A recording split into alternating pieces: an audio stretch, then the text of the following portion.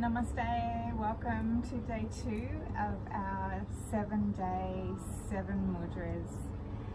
Today I want to share with you a wonderful mudra called Prana Mudra.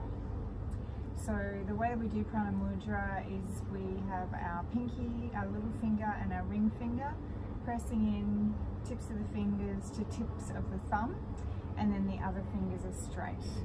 So that's Prana Mudra. And again, you can just rest it on your legs as you're seated. So this mudra is, as the name suggests, associated with prana, which is the life force energy in the yogic tradition, and it's also one of the currents of energy. So one of the ways that energy moves throughout our being.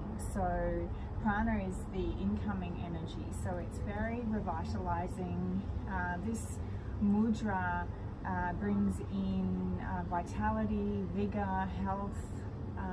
It's fantastic and very pertinent for this time of year because it actually helps us with the courage to start new things, with the assertiveness to decide what we want to do and to take the action to do it, and also to help with staying power to see through these projects that we start. So I thought it's perfect for this time of year where often we do set New Year's resolutions, and then sometimes our energy or our motivation around these changes wanes a bit. So this is a wonderful mudra to bring in when you find that your energy, your motivation, your vigor, your vitality is waning. So for me, I've always been someone who gets very sleepy in the afternoons, so I love an afternoon nap. And I found this mudra is fantastic for using in the afternoons to kind of bring in some fresh energy and revitalize the energy in my body that might have got a bit stagnant from sitting a bit at work, or being inside on the computers. And this mudra is fantastic for starting to stimulate energy and to increase vitality. So it's a really great one to use both at times where you feel that you do get a bit flat and a bit tired, and also more generally to assist you to feel vigorous and vital, and to have that energy and commitment and staying power to do the things that you want to do in your life and to stay with them. You can also use this mudra to bless your food. So it is bringing the life force energy in.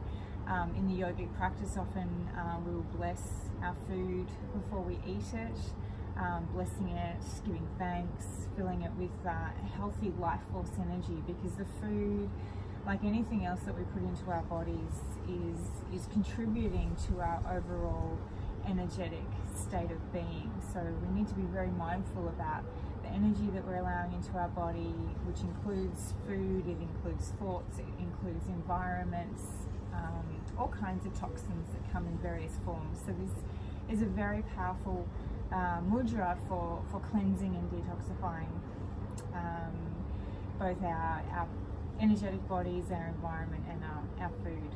So I hope you have fun with this mudra.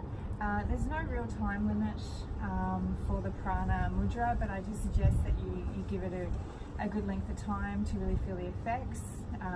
So whether you want to do that in a seated meditation for a period of time, or doing 5-minute bursts across the day, I probably, even though it's very stabilizing, I wouldn't necessarily recommend it right before bed, just because it can be quite, enlivening of our energy. So probably better at times of the day where you do want to be able to feel energetic and vital.